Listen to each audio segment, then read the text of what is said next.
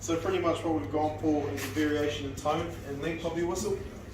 So a variation in tone could be, if you can close your eyes, you'll be able to tell what the referee's just called, such as a scrum or penalty. The length of your whistle, so don't have the same length for try, scrum, any of that jazz. Pretty self-explanatory there.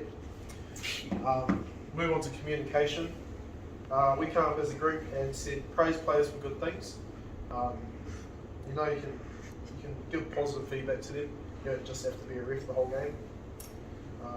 Be strong when you're talking to them. You don't have to yell at them, but just be stern with communication and stuff.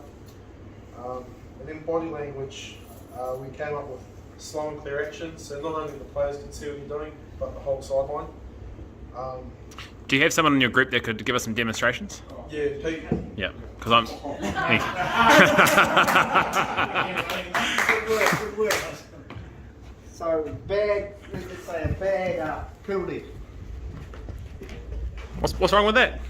Beautiful, isn't it? What is it? Is it a free kick? Is it a penalty? So just let's get it there. Tries, you know, lazy tries. Shut up. Arms to air. Get it, smash it out. Just real positive. Knock-ons. Yeah, knock-ons here. What's that? Up here, spectators can see you. They know what's happening in the sideline. Because remember, you're not just signalling to players. You've got people on the sidelines that want to know what's going on. And if you're not signaling, you're going to get... That's all right. Thanks, Pete. Did we get that? Yeah. Sweet as. Secondly, look like you actually want to be in the game. Be enthusiastic at the right times.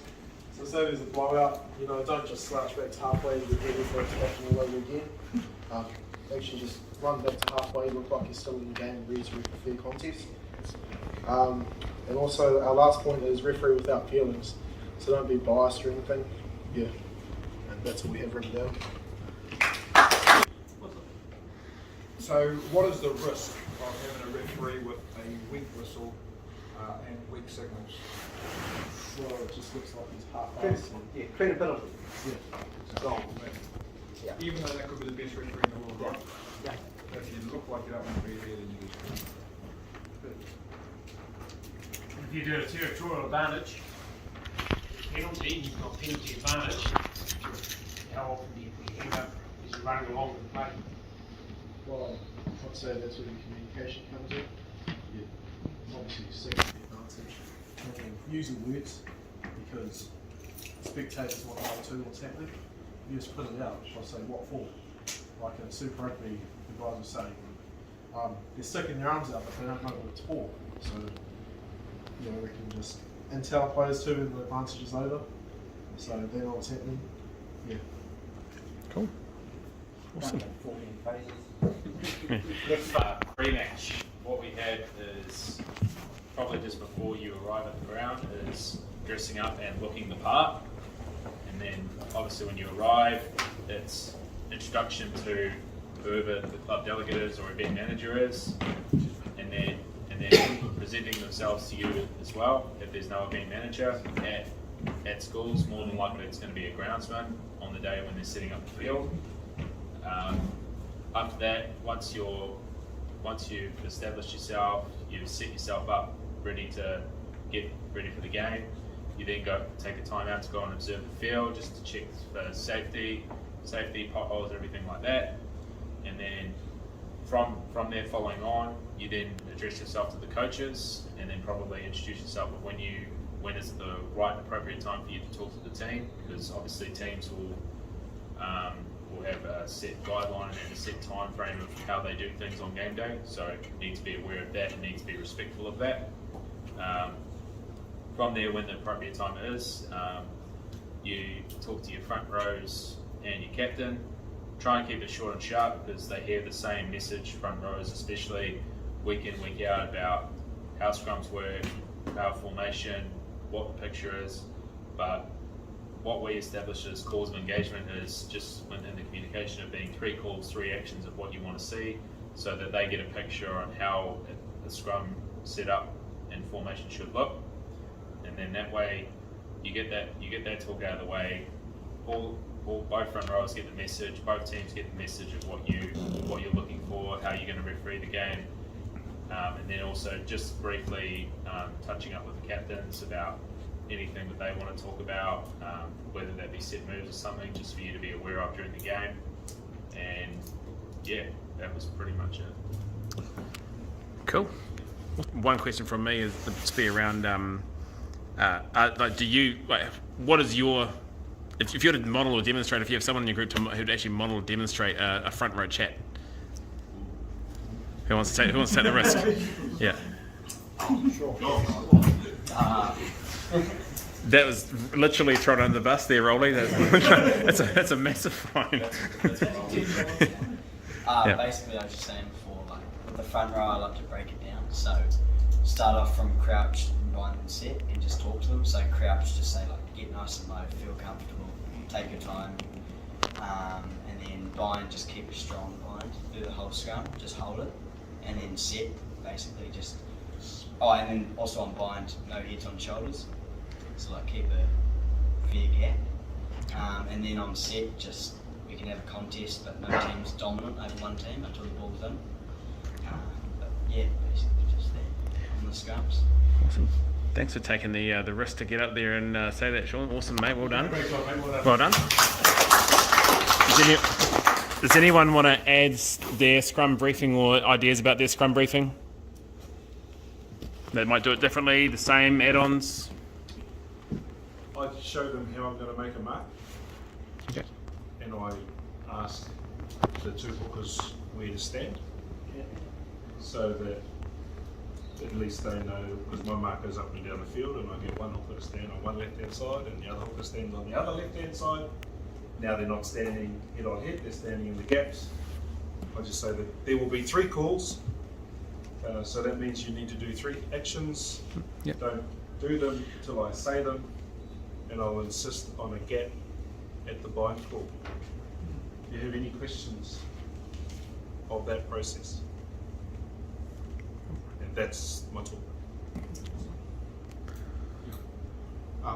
My talk's similar to that, but probably even a little briefer, because I'm obviously lucky enough to referee at a level where we've got good front row players, right, at Premier level or even at first 15 level.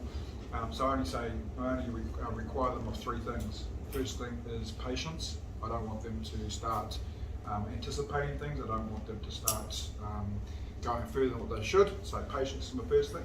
Second thing I'm after is stability. I need all players to be maintaining their own body weight at the scrum time, not leaning, not sort of resting on anybody. And the third thing is once you're engaged, I want that once the ball's in, the push straight. And that takes me 30 seconds to give that. And any questions? And what's really important to go on to what you guys said is the pre-match is the foundation on how your game's going to go for the rest of that game. If you have a rubbish pre-match where you feel like you're uninterested, you're just going through the motions, you're not personable, you may end up struggling to the game with developing relationships. Yes, if you develop relationships with the team captains and key players within those teams, that can make your job so much easier. So I think a pre-match is probably the most important things you can do as a referee. If you get that right, that makes your job so much easier through the game. Awesome. Okay, so our lesson plan is around the escalation process. So before we get started, I just want to ask a couple of questions. Who has a referee here has refereed a game where you've got to the end of the game and you suddenly realise you've had between 35 and 40 penalties and have no idea how you got there? Who's that? Anybody? Cool. Or keep your hands up. So for those that haven't got your hands up, have you? So that's everybody? Oh, okay. So for those who don't have your hand up, have you refereed a game where you've had a string of penalties, but you've had no idea how to go to the next step? Cool. So that's pretty much everybody in the room. Okay, put your hands down. Great. So if I could give you a 3-step process that can help you keep a record of your penalty count, that could help you know when to go to the next step in the escalation process, so that by the end of the game you're not having 35 to 40 penalties, where you're not having a string of penalties for a particular incident and you don't know, who would want to hear what that is? Yep. Tell me more. Cool. Okay. The purpose of the escalation process is to Cut down on penalties. change the player's behaviour. So if the purpose is to change players' behaviour, how do we do that? So tonight we're going to give you 3 tools to help you change players' behaviour. The first tool we're going to give you is how to identify the trends so that you can understand when the process needs to be implemented. Cam Russell's going to identify those trends for you, and then we're going to role play what some of those trends look like. The second tool is the actual nuts and bolts, it's the process.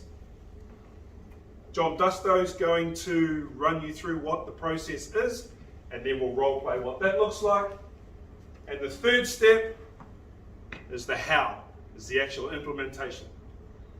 And we're going to interweave the hows through role plays through the first 2 processes.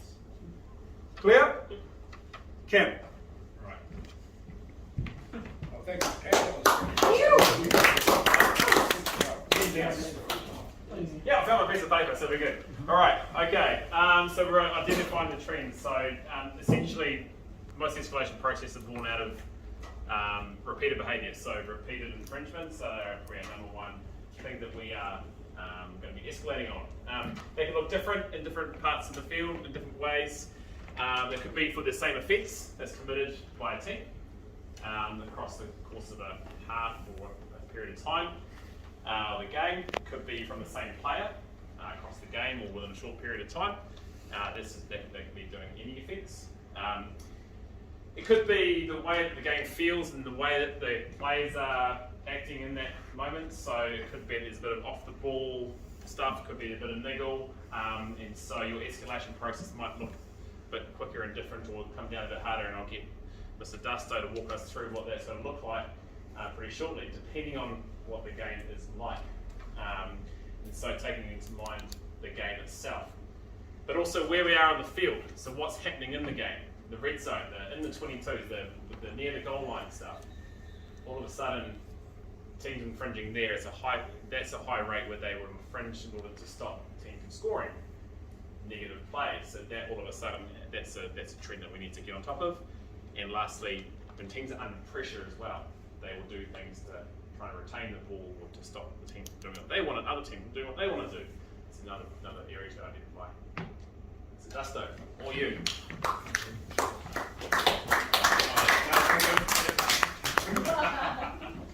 Cool, so the question that has been, I guess, bestowed on all of us here is, what is the escalation policy and how is that implemented? Now, just something, adding to something that you may not already know. We've discussed and we know and we understand that the escalation policy actually starts from the pre-match. Okay, you'd be thinking, well, what does that mean? You can't escalate anything before a game starting.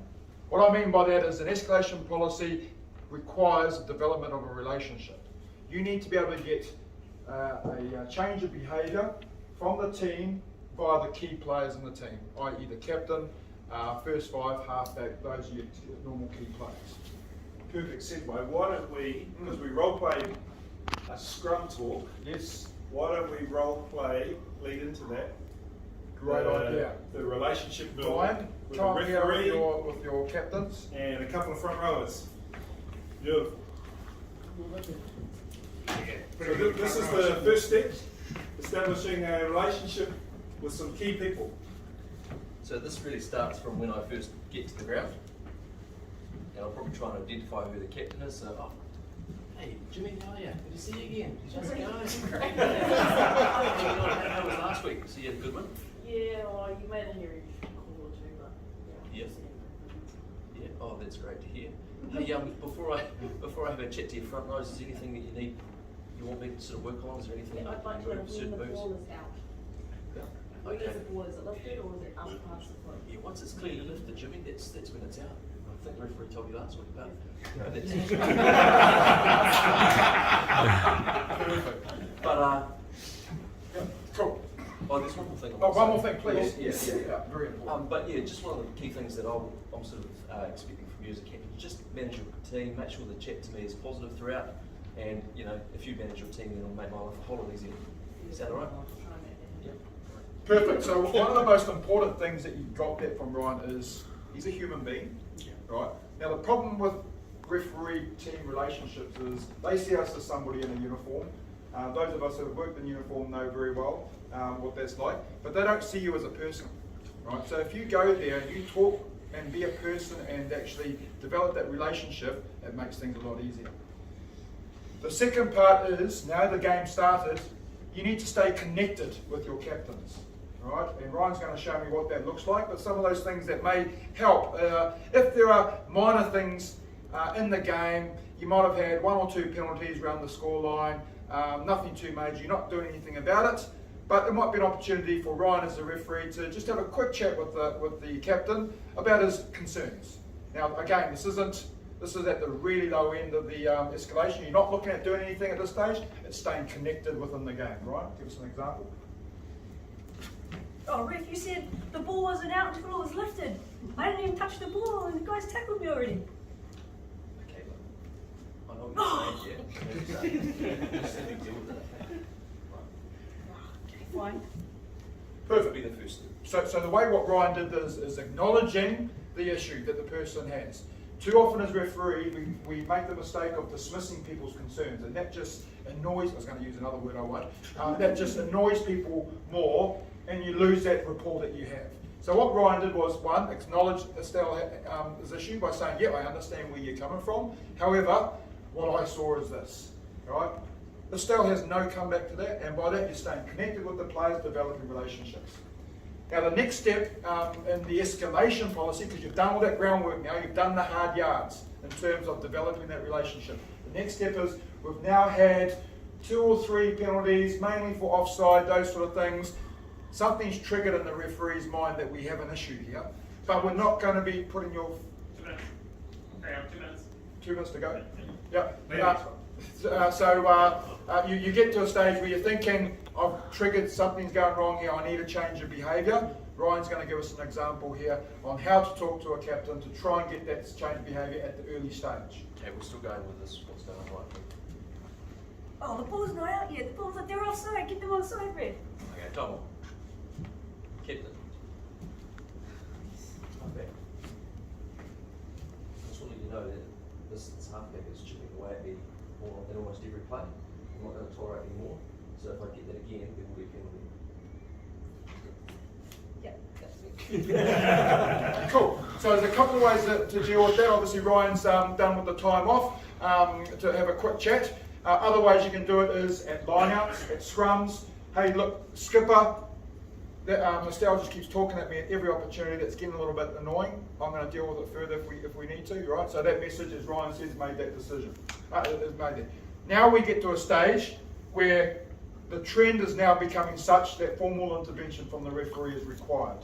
Now I'm not talking about, we haven't got to the yellow card or red card situation yet, but we get to a situation where the trends are such that there needs to be some formal dialogue with the captain, right? And that will involve stopping the clock and having a chat with the captain about potential future consequences. I'll give Ryan the floor to show us another one. Oh, this is like the shittest ref in had all. Next team. I warned you. Yellow card. Yellow card. Yeah. So this is a yellow card. Next one will be yellow. Cool. And I know I've thrown Ryan under the bus here, so I apologise. So those are the situations when you're talking to the captain, you need to potentially point to the fact that you've discussed this earlier on, i.e., hey Skip, I've already had a chat to you about Estelle's behaviour, now we've got the situation where it's becoming a problem, right? I've just penalised her. If it happens again, I will consider more serious consequences like a yellow card, right? So at that point, the captain and the players understand completely and fully what the intention of the referee is, right? The next step is action, right? So you've given the warning, Estelle has not learned her lesson. All right, and I hope she doesn't escalate her abuse any further, otherwise she could be getting me a red card instead of a yellow card. Ryan will take you through how to actually follow through and provide that yellow card and the communication. Sorry, John. Yes, Would please. you actually give a 10 warning first? Depend on the offence. Yeah. Yep. If there was continued offside, then it's a Yeah. team warning. In this case, it's an individual warning for Okay. behaviour. Right, but good question. Sorry, is this going to carry on, is it? No, I'm just not playing yet, but if I guess we're going to have to sort of keep going with this, but I mean the next point is quite clearly a penalty and a yellow card. Shove him. How many warnings, Red? I gave you a warning, so yellow card, you're off. And by going through that process, not only do the teams and the captains and the players totally understand what was going on, it's also important that the crowd watching know what's going on. So we've got the step one, informal chat to try and get a change of behaviour. Step one, develop the relationship. Step two, informal chat to change the behaviour. Step three, they haven't listened to that, so now we go into a formal talk, time off. Captain, I've spoken to you about this. If this happens again, we could take further action. Don't tell them the next person's going to the bin, right? Because you just never know. You're backing yourself into a corner. But use language that's sort of a little bit more fluid. And then number four, action. So then everybody knows, and they can turn around to Estelle and say, you've been told 3 or 4 times and you haven't changed your behaviour. Get off the field. You're benched for next week. If you follow that process, it's quite easy to nail it in the early stages. You know, by penalty, that should be what it's even more from Andrew. And if you've been so clear to the captain, it really does fall on the player in that team. So. Excellent. Okay.